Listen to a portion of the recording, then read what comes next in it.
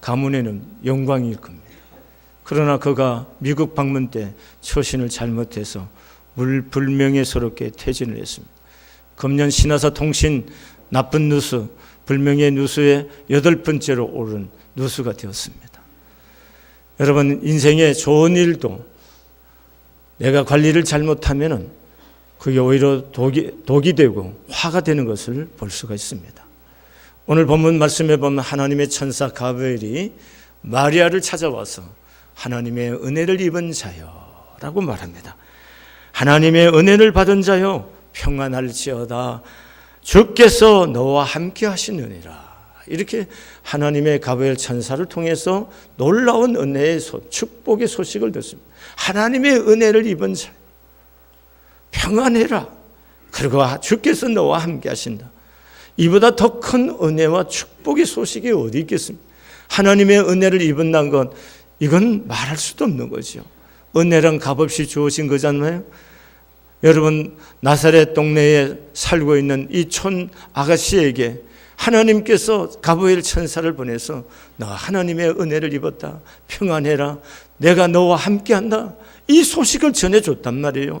이건 마리아에게는 어마어마한 축복이고 은혜가 아닐 수가 없습니다. 여러분, 오늘 마리아에게만 이런 은혜가 임한 건 아닙니다. 요한복음 15장 16절에 보면 너희가 나를 택한 것이 아니요 내가 너희를 택하여 세웠나니 그랬습니다. 은혜에는 반드시 택함이 있는 겁니다. 여러분과 저를 하나님이 먼저 택하여서 은혜를 입히셔서 택하여서 하나님의 자녀로 삼으셨다는 것, 이게 놀라운 은혜가 아니고 무엇이겠습니까? 그러면 여러분과 저는 하나님의 은총을 입은 사람들입니다.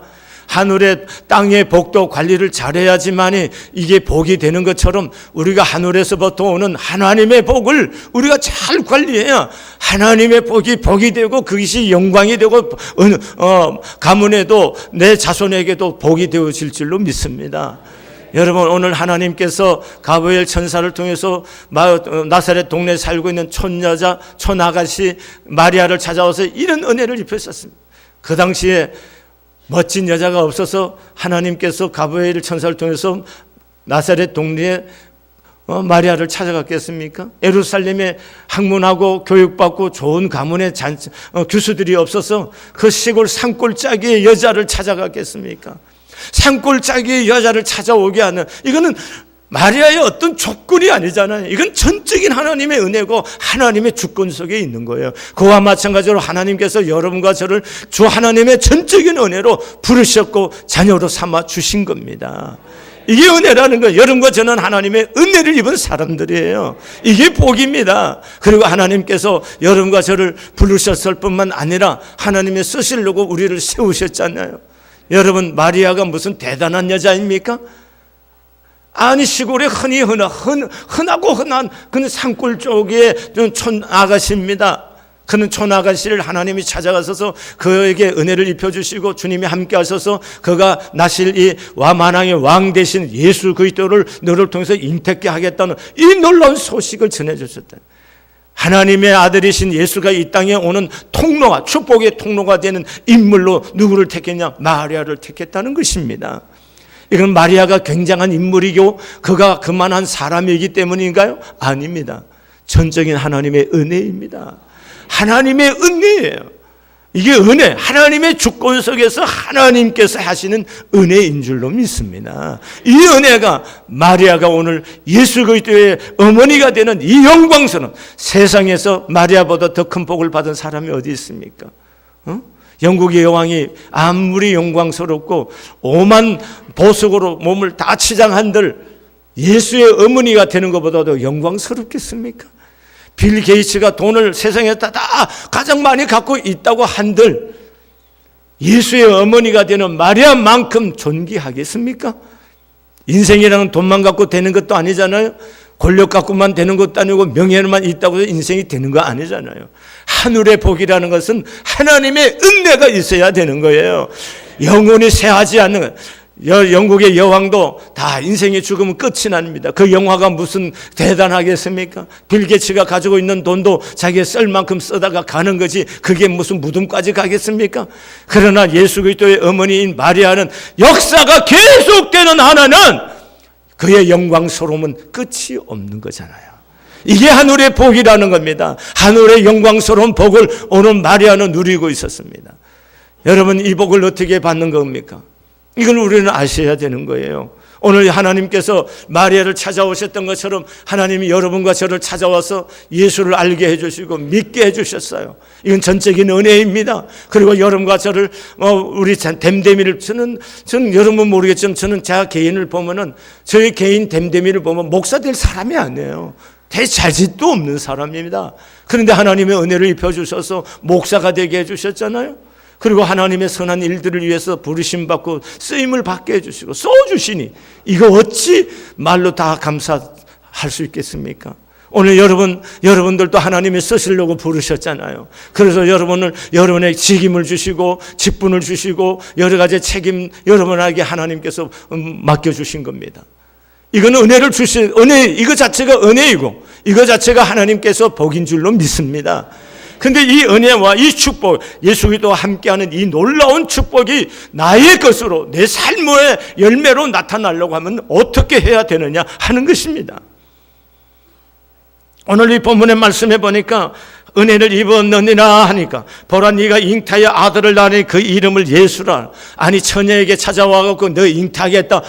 말도 안 되는 얘기를 하고 있는 겁니다. 그러니까 마리아가 얘기합니다. 아니 나는 남자를 알지도 못한데 그런 일이 어찌 있을 수 있습니까? 옳은 얘기입니다. 남자를 알지도 못하는 정결한 여자인데 어떻게 잉태를 하겠느냐 말이죠. 그런데 가브리엘 천사가 이렇게 말을 합니다. 천사가 대답하여 이르되 성령이 내게 임하시고 지극히 높으신 이의 능력이 너를 덮으시리니 이러므로 나실 바 거룩한 이는 하나님의 아들이라 일컬어지리라 라면 이거는 사람으로 되는 것이 아니고 성령이 너와 함께 알고 하나님의 능력이 너를 덮어서 그가 태어날 건데 그는 사람의 아들이 아닌 하나님의 아들이라 일컬음을 받을 것이다. 이렇게 얘기하는 겁니다. 그러면서 예를 듭니다. 내 친족 중에 엘리사벳이 원래는 애를 낳지 못하는 여자가 아니냐. 그래서 나이가 많아서 늙어 경수도 다 끝나고 사가라도 다 이제 늙어서 끝났는데 그가 하나님의 은혜로 6달 전에 이미 아기를 임신하지 않았느냐. 그 얘기하는 겁니다. 예를 들어주는 겁니다. 하나님의 하신 일은 이런 거다. 그러면서 하시는 얘기 대적 하나님의 모든 말씀은 능하지 못하심이 없느니라 이렇게 말합니다. 하나님의 말씀은 능치 못하심이 없다고 말해주는 겁니다. 이게 하나님의 약속입니다. 그런데 여기에 반응이 뭡니까? 주의 계집종이오니 말씀대로 내게 이루어지이다. 여러분 이건 놀라운 일이 아닐 수 없습니다. 이렇게 말하는 마리아는 제정신이 나간 여자예요. 왜 제정신이 나갔냐면 정신이 가지고 이 시간에 얘기를 하려고 하면 이게 보통 심각한 문제 아닙니다. 신명기의 말씀에 보면 정혼한 여자가 임신을 하게 되면은 돌로 다 쳐 죽이게 돼 있는 겁니다. 돌로 쳐 죽이게 돼요. 그럼 마리아가 제정신으로 생각해 보세요. 돌로 쳐 죽임을 당하고 이제 약혼한 정혼한 요셉에게 쫓겨난 정도입니까? 돌에 쳐 죽이는 거. 그래도 어떻게 살아난다면 동네에서 살지 못하고 다 쫓겨내요. 고대 사회에서 추방을 당한 것은 곧 죽음이잖아요.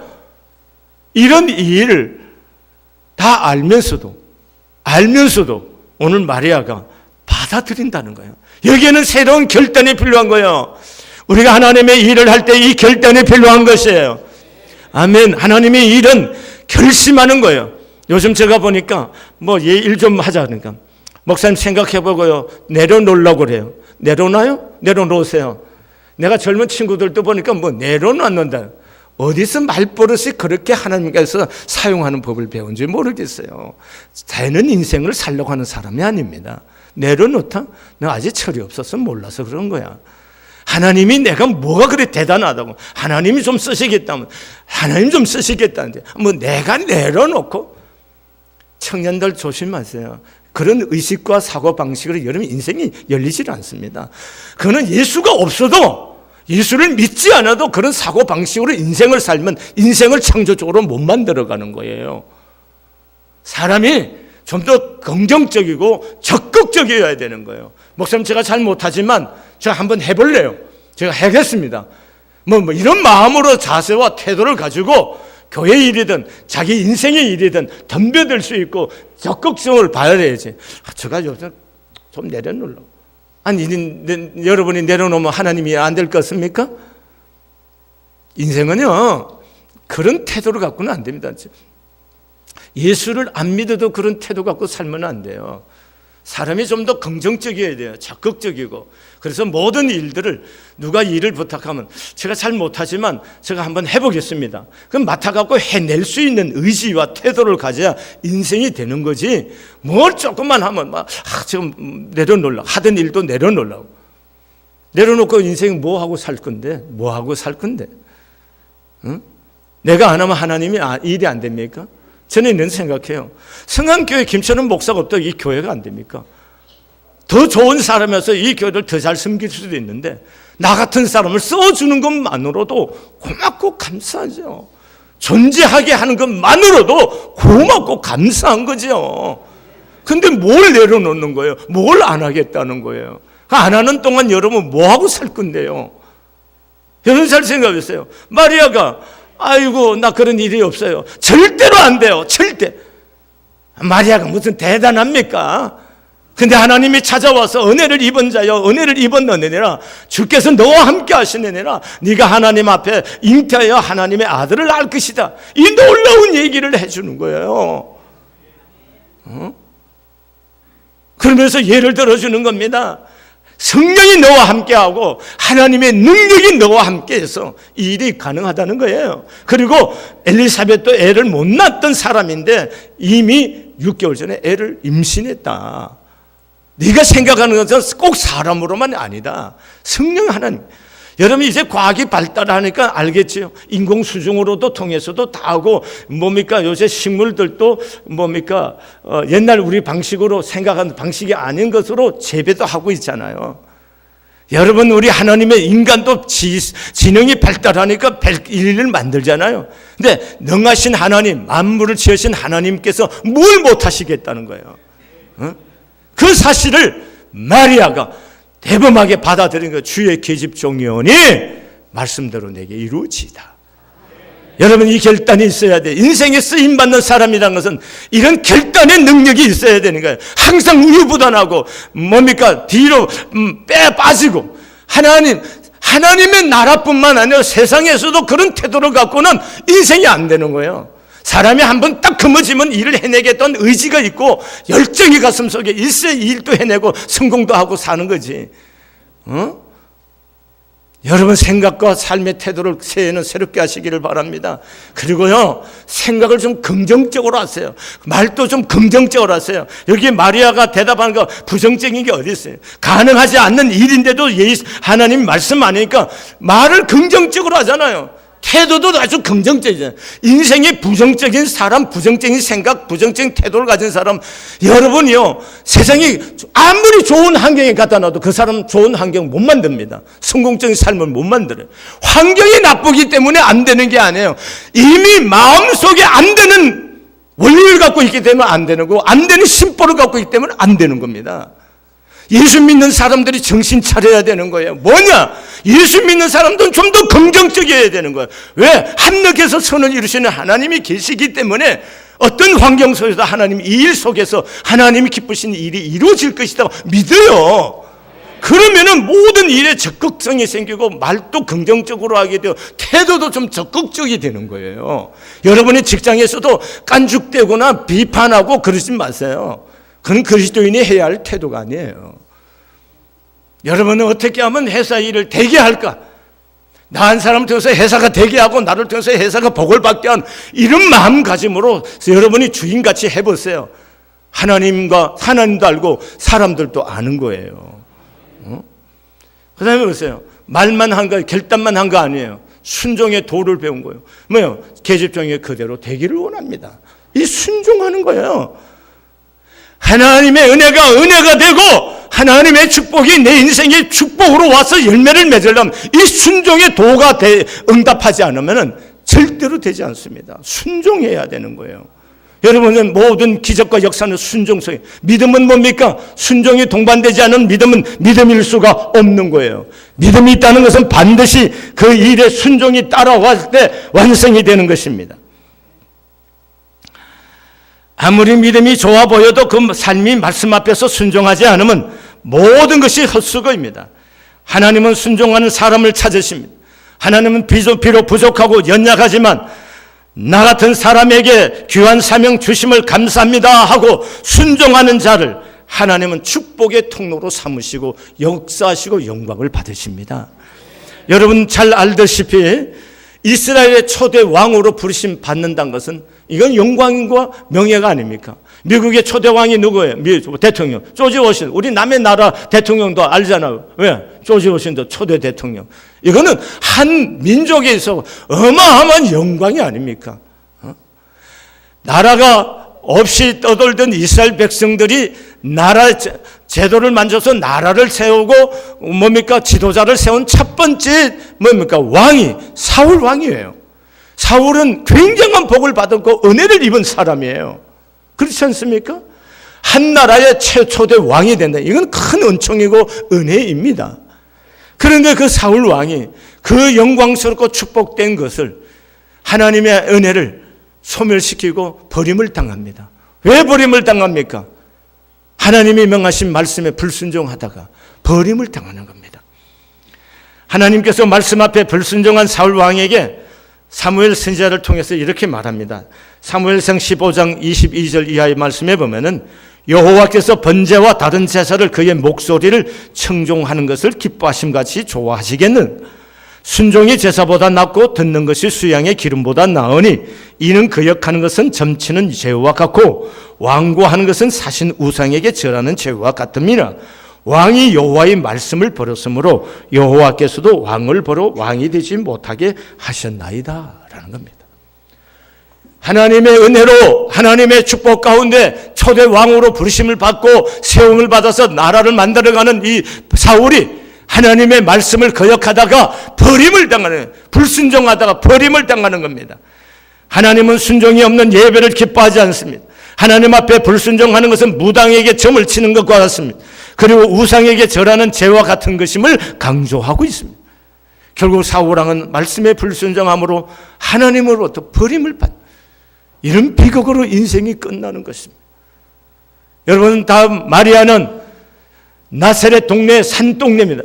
지금 산동네라는 개념이 여러분 성지순례 가보면 나사렛 가면요. 지금은 도시가 되었지만 그게 원래 산동네예요. 옛날 2000년 전이라서 생각해 보세요. 그게 집이 몇 집이나 있겠습니까?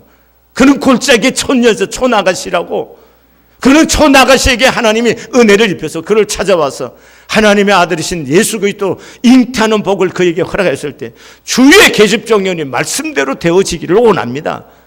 그가 죽기를 결심하는 거예요. 돌에 맞아 죽어도 좋다는 거예요. 돌에 맞아도 죽어도 좋으니 하나님의 뜻이 내게 이루어지기를 원합니다. 이런 결단과 순종이 바로 예수 그리스도의 어머니가 되는 이 영광스러운 축복의 주인공이 될 수가 있었던 겁니다. 사랑하는 교회 여러분, 하늘의 복을 받는 사람은 이 순종의 도를 배우지 않고는 하늘의 복을 받을 수가 없습니다. 오늘 우리들이 살아가는 시대는 순종이 미덕으로 평가되는 사회가 아닌 것 같아요. 나는 우리 사회를 보면서 참 가슴이 아프고 답답하고 TV 거의 안 봅니다. 이렇게 보고 있으면 내 마음이 상하기 때문에 잘 안 봐요. 삐딱한 인간들이 요새는 대접을 받아요. 삐딱하고 반항하고 비판이나 하고 그런 사람들이 대접받는 사회예요. 우리나라는 지금 빤듯하고 바른 사람들은 끼지도 못해. 어떻게 방송에도 전부 다 삐딱한 인간들만 나오고 삐딱하게 얘기하고 삐딱한 짓들만 하고 있냐. 국회의원들도 다 삐딱한 인간들만 어떻게 세워졌는지. 왜 그럴까요? 국민이 다 삐딱하니까 그렇게 지도자를 뽑을 수밖에 없는 거예요. 왜 우리 사회가 삐딱해야 됩니까? 이만큼 성숙하고 민주화가 된 나라인데 아직도 70년대 정도로 생각하고 있습니까? 히브리서 5장 8절의 말씀에 보면 예수의 생애를 이렇게 묘사를 합니다. 그가 아들이면서도 받으신 고난으로 순종을 배우셨다. 이렇게 해요. 순종을 배웠다. 예수님도 순종을 배웠다는 겁니다. 예수님은 고난을 통해서 하나님의 말씀에 순종함을 배우셨다는 그 말씀입니다. 반항이나 비판은 저절로 되지만 순종은 배워야만 한다는 것입니다. 여러분, 왜 우리 젊은이들이 이렇게 아주 머리는, 지성은 우리 어른들 보면 비교도 안 될 만큼 공부도 많이 하고 머리는 발달되고 지식도 많은데 왜 이 심성 자체가 그렇게 그다지 이쁘지 않느냐고요. 왜 그럴까요? 순종의 훈련을 받지 않기 때문에. 순종의 훈련. 앤드루 머레이라는 사람이 이렇게 말해요. 반항은 죄인의 체질이라는 거예요. 그러나 순종은 고된 학습이라고 그랬습니다. 우리는 그냥 가만히 있으면 그냥 반항심이 있는 타락한 인간이에요. 그냥 우리가 순종의 도를 배우려고 하면 여기는 훈련이 필요한 거예요. 연습이 필요하고 여기는 굉장히 고된 훈련이 필요한 겁니다.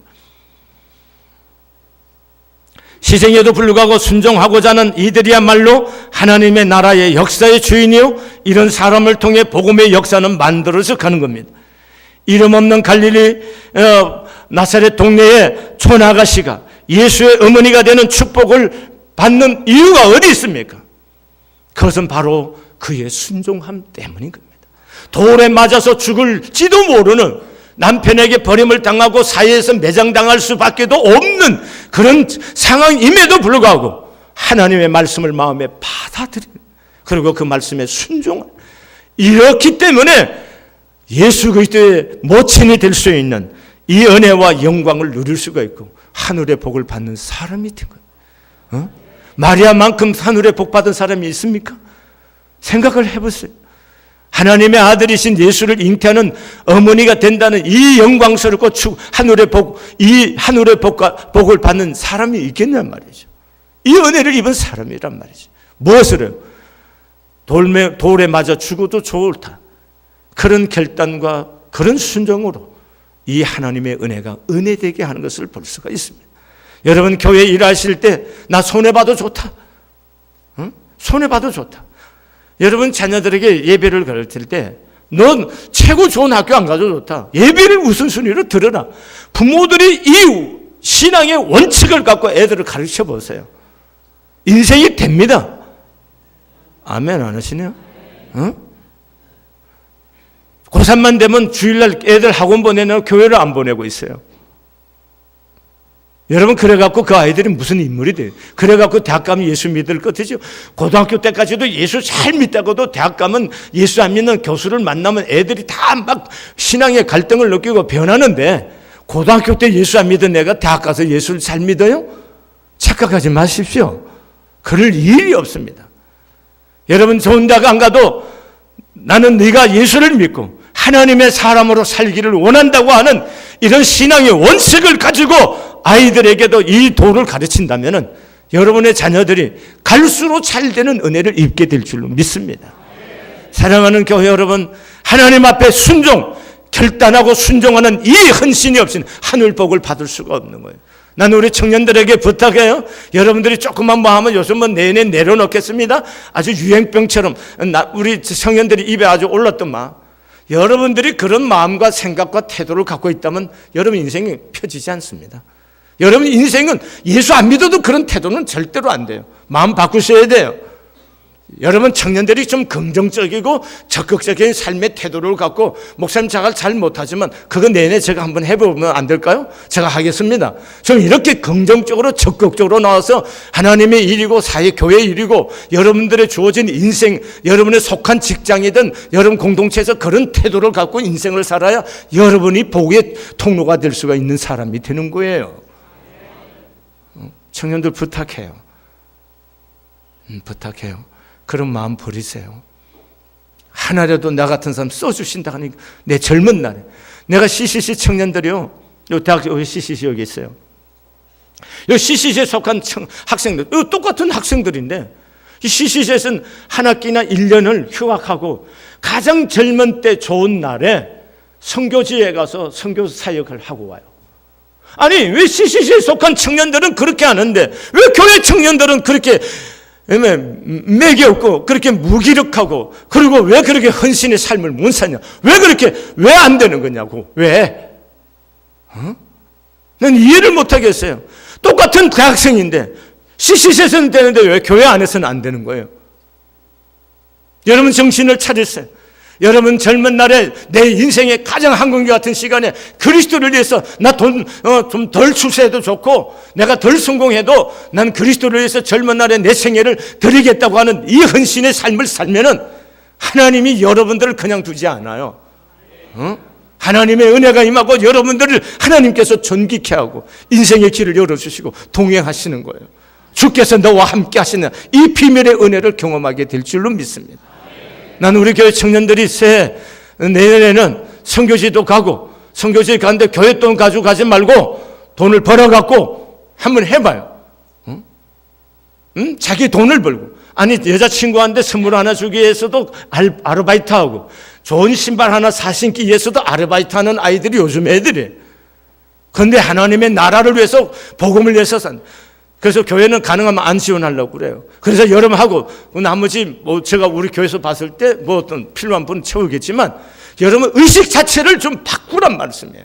그래서 하나님의 나라와 하나님께를 향한 선한 일, 복음을 위해서 내가 이렇게 한번 해보겠다 이런 결단과 순종을 배우면 하나님이 여러분 전 생애를 살면서 하나님이 지켜주시고 하나님이 여러분의 생애를 존귀케 하는 그 축복을 여러분 스스로 삶을 통해서 경험할 거예요. 믿으시기를 바랍니다.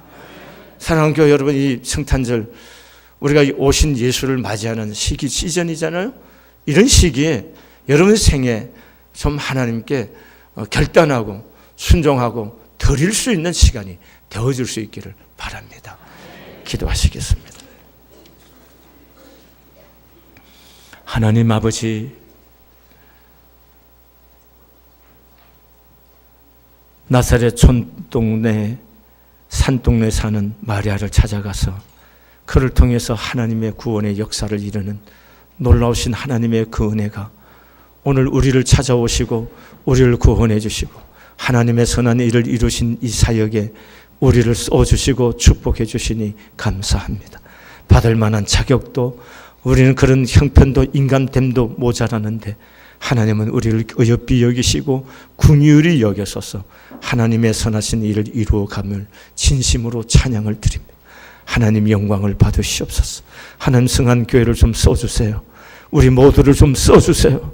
쓰임받는 삶이 되기를 원하고 쓰임받는 교회 되기를 원합니다. 하나님이 살아계신 증거를 세상에 보일 수 있는 교회가 되게 해주시고 하나님이 나와 함께 계시는 그 증거를 보일 수 있는 성도들의 삶이 되도록 성령 하나님 역사하여 주시옵소서. 예수님의 거룩하신 이름으로 축복하며 기도드렸습니다. 아멘.